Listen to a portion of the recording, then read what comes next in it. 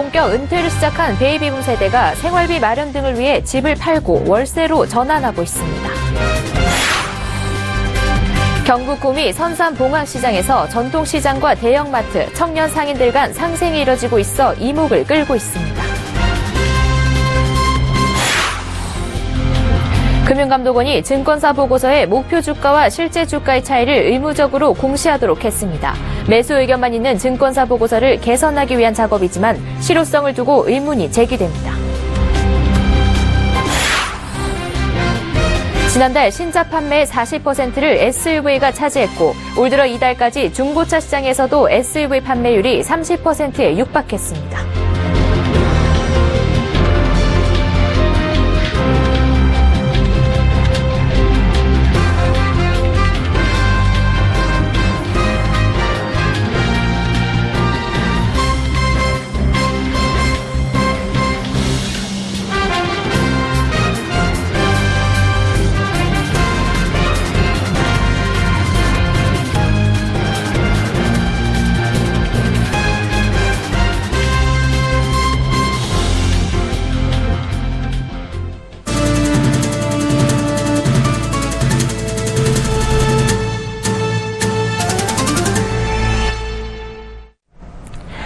시청자 여러분 안녕하십니까? 센 경제연장 양한나입니다.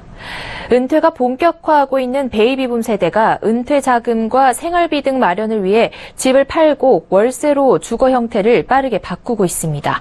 한국 경제의 고도 성장기와 맞물려 주택 구매 세력의 주축을 담당해왔던 50대가 이제는 있는 집을 내다 파는 쓸쓸한 모습입니다. 보도에 정창신 기자입니다. 서울서베이 도시정책 지표 조사에 따르면 지난해 서울 사는 50대의 월세 비중이 22.4%로 나타났습니다. 전년보다 무려 8.6%포인트 증가한 수치로 이 통계가 작성된 2003년 이후 최대를 기록했습니다. 2007년에 전년보다 8.1%포인트 증가해 뒤를 이었습니다. 서울 열린 데이터 광장 사이트에서 서울서베이 자료를 모두 살펴보니 자료가 공개된 2005년 15.9%를 차지했던 50대 월세 비중은 2007년부터 2010년까지 20%대를 유지했습니다. 이후 2015년까지 10%대로 낮아졌다가 지난해 다시 20%대로 올라선 겁니다. 서울서베이는 2만 가구를 표본으로 비중을 조사했는데 실제로 작년 서울 50대 인구수를 적용해보면 서울 50대 월세 사는 인구수는 약 35만 1,600명인 셈입니다. 2005년부터 서울 50대 전체 인구의 월세 사는 비중을 곱해봐도 작년이 가장 많았던 것으로 나타났습니다. 전문가들은 50대의 월세살이가 늘어난 이유로 은퇴자금 충당과 이혼 때문이란 분석입니다. 50대에 은퇴하게 되면 집을 팔아 생활비로 쓰거나 창업에 보탠다는 뜻입니다. 통계청 조사에 따르면 지난해 50대 이상이 만든 신설법인은 33,639곳으로 나타났습니다. 통계를 작성하기 시작한 2008년보다 148% 늘어난 수치입니다. 통계청 2016년 혼인 이혼 통계 조사에 따르면 작년 서울 이혼 건수는 17,777건으로 전년보다 2.2% 줄었습니다. 하지만 경기 지역에 이어 두 번째로 이혼을 많이 한 도시입니다. 작년 경기도 이혼 건수는 26,723건으로 전국 이혼 건수의 24.9%를 차지했습니다. 서울은 16.6%로 뒤를 이었습니다. 서울경제TV 정창신입니다. 대형마트는 출점 때마다 전통시장의 반대에 부딪히죠. 이렇게 대형마트는 유통시장 양극화의 주범으로 꼽히며 사회 논란의 대상이 되기도 했는데요. 이 같은 대결 구도에서 벗어나 발상의 전환을 통해 대형마트와 전통상인의 상생 모델을 그려나가는 사람들이 있습니다. 경북 구미 전통시장에서 일하는 한 청년 상인의 제안에서 시작돼 더 눈길을 끌고 있습니다. 이보경 기자가 경북 구미 선산 봉황시장에 다녀왔습니다. 도라지부터 상추, 쑥갓 등 갖가지 야채를 파는 선산 봉황시장. 위층으로 올라가면 전혀 다른 세상이 펼쳐집니다. 이마트의 자체 상품 노브랜드를 모아 파는 대형마트와 청년 상인들이 창업해서 운영하는 청년몰이 들어선 겁니다. 골목 상권과 대형마트가 여러 곳에서 충돌하고 이번 선산 봉황시장과 이마트, 청년몰의 3자 공생은 시장 측에서 먼저 요청해 얻어진 결실입니다. 시장 한켠에서 가게를 운영하던 30대 청년 상인 김수연 씨가 상권을 살리기 위해 24년간 빈 공간이었던 시장 건물 2층을 활용하자는 제안을 실현시킨 겁니다. 제가 이게 청년 상인 들어와서 보니까 사람이 안 다니는 거예요, 시장에. 여기는 사람을 유입시키기 위해서 계속 고민하던 찰나에 이런 게 있어가지고 제가 시작을 하게 됐어요. 이마트는 청과류와 축산물을 판매하는 전통시장, 공산물과 수산물을 판매하는 노브랜드, 그리고 청년들의 톡톡 튀는 아이디어가 담긴 서비스와 상품을 판매하는 청년몰로 시장을 꾸몄습니다.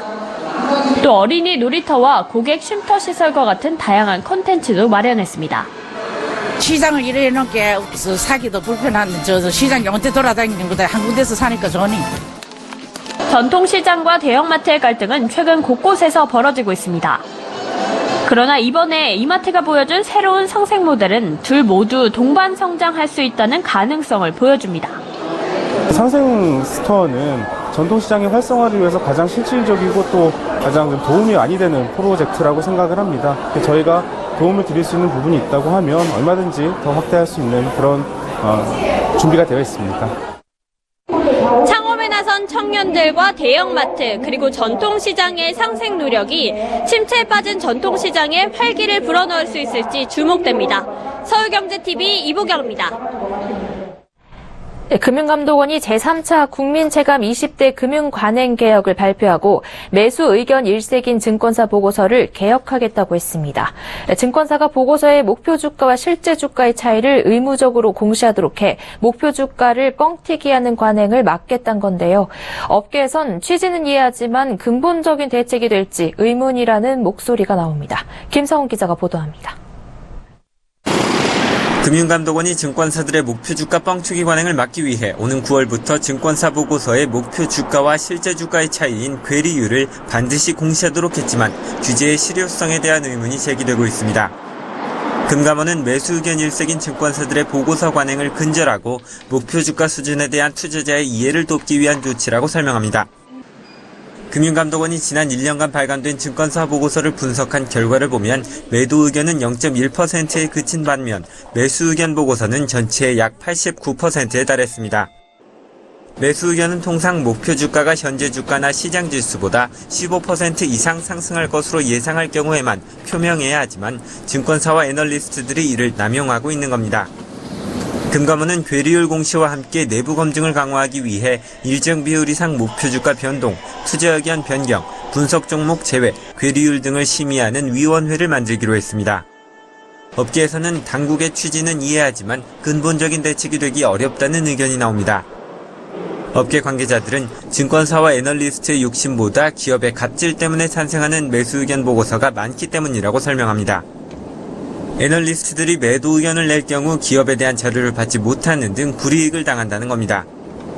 증권사에게 기업은 분석 대상임과 동시에 고객이기 때문에 괜히 매도 의견을 냈다가 회사로부터도 불이익을 당할까 우려된다는 애널리스트도 있습니다. 자본시장연구원 관계자는 애널리스트들이 소신 있게 매도 보고서와 목표 주가를 낼 수 있는 체계를 만드는 것이 중요하다고 강조했습니다. 서울경제TV 김성훈입니다. 장기 불황에 가성비, 다시 말해 가격 대비 성능을 따지는 소비자가 늘고 레저 인구 증가 등에 힘입어 국내 자동차 시장에서 SUV 인기가 고공행진하고 있습니다.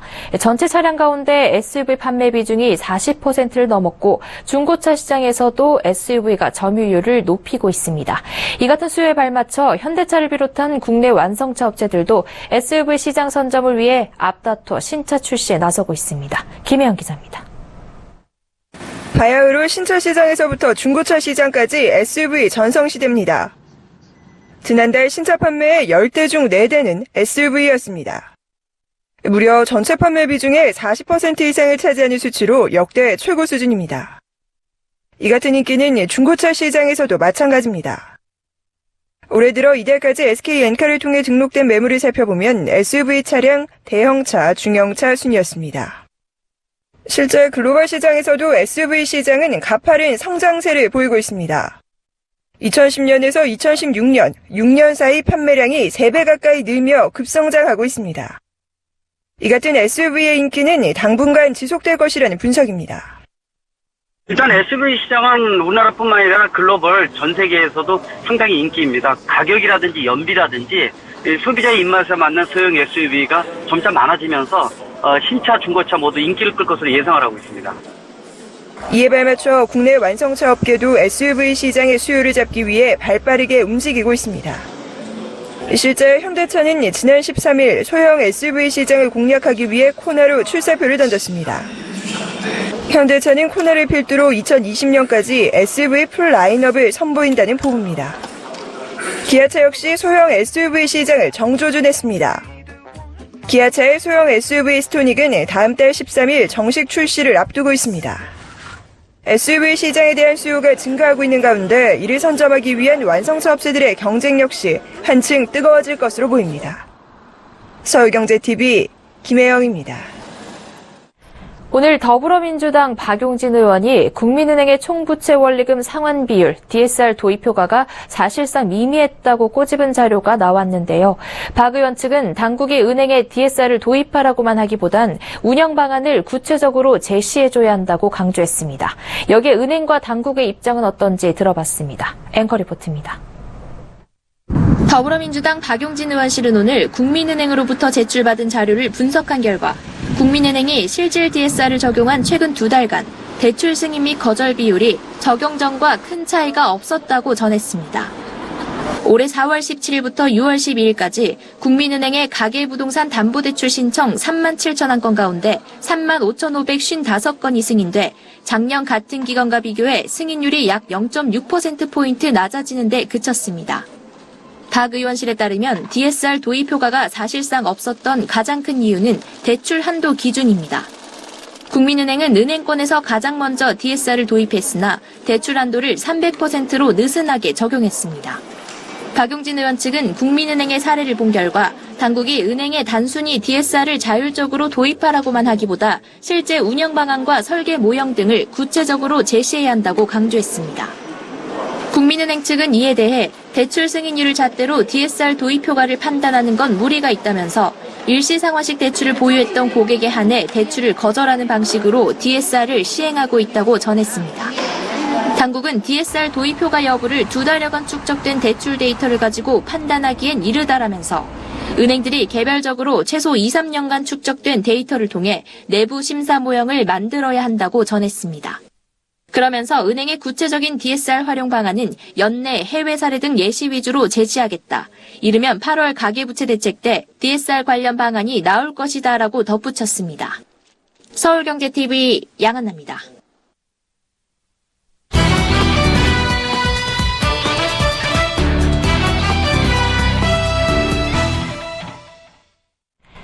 보험회사들은 올해 말부터 단계적으로 책임준비금을 추가로 적립해야 합니다. 금융위원회와 금융감독원, 보험회사 CEO 등 40명은 오늘 서울 광화문 생명보험교육센터에서 보험권 국제회계기준 도입준비위원회 2차 회의를 열고 이 같은 내용의 단계적 책임준비금 추가 적립 방안을 심의 확정했습니다. 당국은 이를 통해 국내 보험사들의 보험 부채 평가가 2021년 도입되는 새 국제회계기준과 차츰 비슷해지도록 할 계획인데요. 자세한 이야기를 정은규 기자와 나눠보겠습니다. 안녕하세요. 네, 안녕하십니까? 네, 정 기자, 2021년에 도입된다는 새 국제회계 기준이 기존보다 한층 강화된 건전성 규제인 것으로 알고 있는데 우리 정부가 이보다 앞서서 미리 규제를 강화하겠다는 건 어떤 이유에서입니까? 네, 말씀하신 대로 한층 강화된 새 국제 회계 기준이 도입되기까지는 아직 꽤 많은 시간이 남아 있는데요. 새 회계 기준에 따라서 2021년에 갑자기 보험 부채가 급증하는 등 보험 산업에 큰 충격이 닥치는 것을 막기 위한 차원입니다. 보험 부채는 보험사가 앞으로 고객에게 줘야 할 것으로 추정되는 보험금인데요. 새 국제회계 기준은 보험 부채를 원가가 아닌 시가로 계산해서 보험 부채가 늘어나게 됩니다. 이렇게 되면 보험사가 가입자에게 보험금을 제때 지급할 능력을 보여주는 지급 여력 비율이 떨어지고 책임 준비금을 더 많이 쌓아야 합니다. 보험사 자체적으로 관리하기에는 어려움이 있기 때문에 정부가 단계적으로 올려주는 기준을 따라가다 보면 2021년을 앞둔 시점에는 새 회계 기준에 적합한 수준이 될 수 있도록 유도하는 겁니다. 네, 한 번에 크게 받을 충격을 미리 단계적으로 분산시켜 주겠다는 건데요. 오늘 확정된 내용은 어떤 내용입니까? 네, 이번에 도입준비위원회는 보험사들이 더 많은 책임 준비금을 적립할 수 있도록 적정성 평가의 할인율을 단계적으로 낮추기로 했습니다. 우선 책임 준비금은 보험사가 보험 계약상의 책임을 완수하기 위해 적립하는 준비금을 말하는데요. 적정성 평가는 보험사가 책임 준비금을 쌓을 때 원가로 평가를 하되 미래의 현금 흐름을 현재 가치로 환산한 것과 비교해서 추가 적립이 필요한지 여부를 평가하는 제도입니다. 여기서 책임 준비금은 미래 현금 흐름을 현재 가치로 환산할 때 적용하는 할인율이 낮아질수록 쌓아야 하는 규모는 커지는데요. 현행 제도는 자산운용 초과 수익률 등 보험사의 수익률 수준의 할인율을 사용하고 있는데요. 앞으로는 올해 12월을 시작으로 2019년까지 3년에 걸쳐서 이 할인율을 시장금리 수준으로 낮추기로 했습니다. 지난 3월 금융당국이 업계에 제시했던 바에 따르면 할인율은 2019년까지 최대 1%포인트 낮아질 것으로 예상되는데요. 이렇게 되면 보험사들의 전체 부채 규모는 지금보다 최대 20조 원 가까이 늘어날 것으로 전망됩니다. 네. 새 국제 회계 기준 도입은 오래전부터 결정된 일이라 각 보험사들이 자본 확충을 이미 추진 중인 것으로 알고 있는데요. 문제는 중소보험사들이 자본 확충이 쉽지 않을 것이라는 얘기인데 이것과 관련해서 당국이 방안을 내놓고 있습니까? 네, 금융당국은 보험사들이 준비금을 추가로 적립하는 데 어려움을 겪지 않도록 하는 방안도 마련을 했는데요. 추가 적립액 중 일부는 지급 여력 비율, RBC 산출 때 가용 자본으로 인정해서 책임 준비금 추가 적립에 따른 RBC 비율 하락 부담을 최소화하기로 했습니다. 올해의 경우 추가 적립액의 90%까지 가용 자본으로 인정되고요. 매년 10%포인트씩 낮춰서 내년에는 80%, 2019년에는 70%, 2020년에는 60%를 가용 자본으로 인정합니다. 또 보험사들이 신종 자본증권을 적극 활용해서 자본 확충을 할 수 있도록 한 개정보험업법 감독 규정을 이번 달 안에 조기 시행하기로 했는데요. 신종 자본증권은 만기를 영구적으로 가져가면서 이자만 지급하는 금융상품으로 100% 자기 자본으로 인정받기 때문에 후순위채보다 자본 확충 수단으로 더 유리합니다. 하지만 신종 자본증권 발행 때 금융위 승인을 받아야 하는데 이 조건이 까다로워서 그간 자본 확충을 목적으로는 활용하지 못해왔습니다. 네, 보험사의 책임준비금 추가 적립 방안에 대해 정훈규 기자와 이야기 나눠봤습니다. 오늘 말씀 고맙습니다. 네, 감사합니다.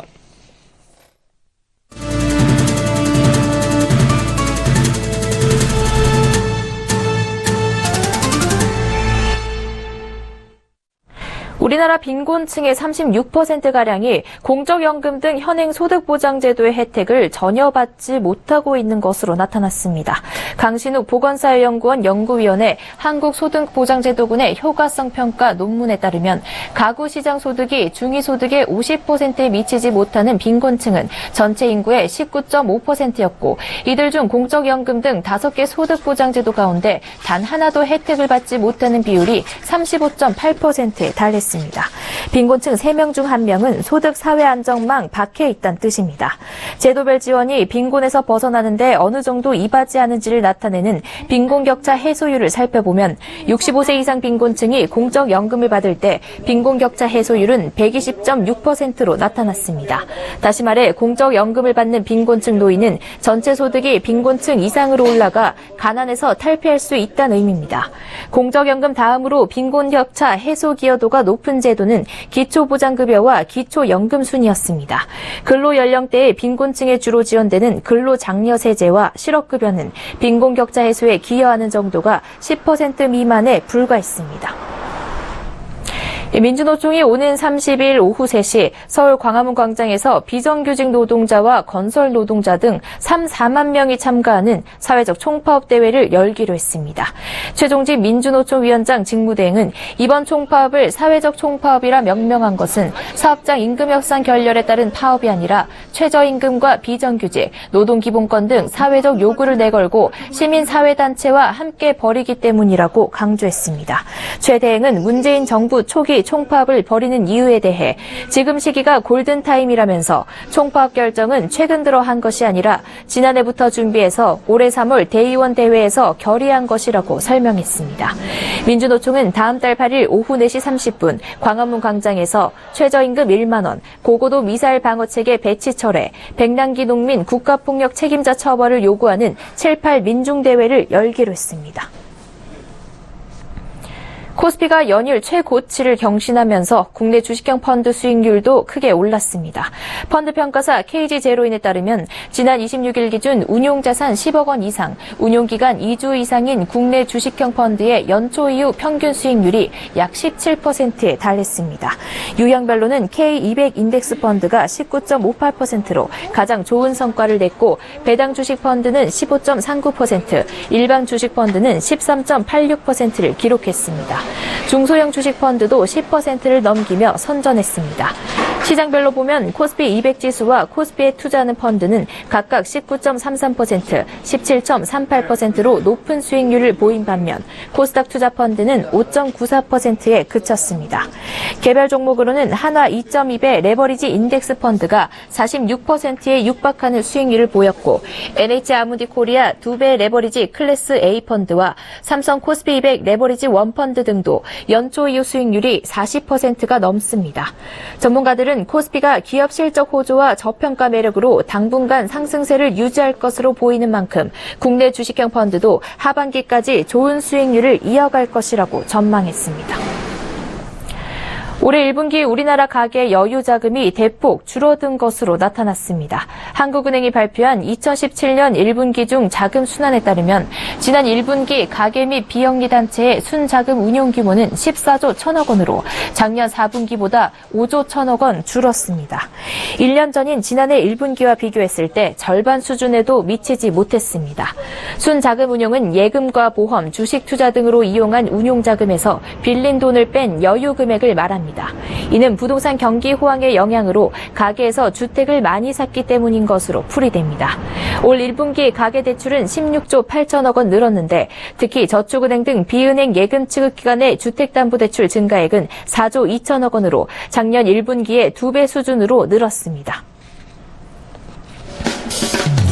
구본준 LG그룹 부회장이 대학생 해외 탐방 지원 프로그램 LG 글로벌 챌린지 발대식에서 과거에 익숙한 것을 답습하기보다는 새로운 시각으로 문제를 보고 이전과 다른 방법으로 도전해달라면서 세상의 변화에 당당하게 앞서 있는 자신을 만날 것이라고 강조했습니다. 롯데칠성음료가 무알코올 음료 클라우드 클리어 제로를 출시했습니다. 기존 클라우드 맥주의 맛을 내면서 알코올 함량 0%, 당류 0g인 저칼로리 제품입니다.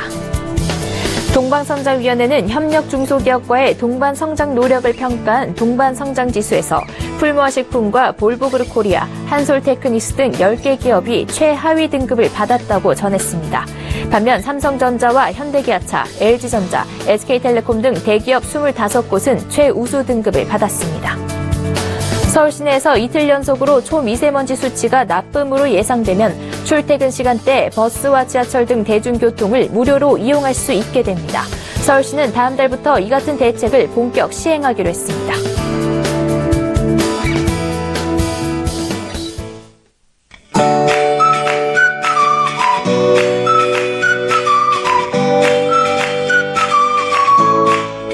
안녕하세요. K웨더 라이프스타일 예보 소식입니다. 오늘도 대기 불안정으로 인해 곳곳에 소나기 소식이 있습니다.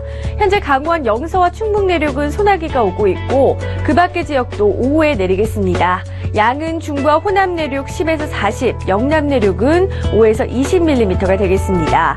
또 소나기가 내리는 동안 돌풍과 함께 천둥, 번개가 치는 곳이 있겠습니다. 한편 내일부터는 제주도와 전남 해안에 장맛비가 시작됩니다. 현재 장마전선은 제주 남쪽 해상에 위치해 있는데요.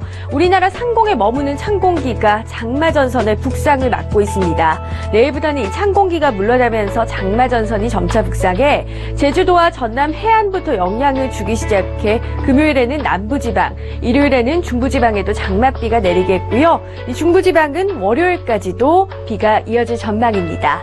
다음은 자세한 지역별 날씨를 나절 예보를 통해서 살펴보겠습니다.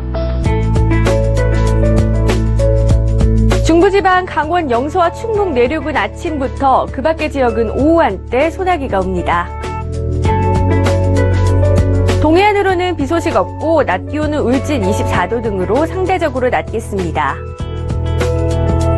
남부도 오후 한때 소나기가 지나는 곳이 있겠고 낮 최고 기온 대구 31도가 되겠습니다. 서해상은 해상으로도 소나기 소식이 있고요. 물결은 전해상에서 낮게 일겠습니다. 토요일까지는 예년보다 높은 기온에 전국적으로 낮더위가 예상됩니다. 한편 내일 제주도와 전남 해안부터 장맛비가 시작돼 금요일에는 남부지방, 일요일에는 중부지방으로도 비가 오겠는데요. 이후 중부지방은 월요일까지도 이어질 것으로 전망됩니다. 날씨였습니다.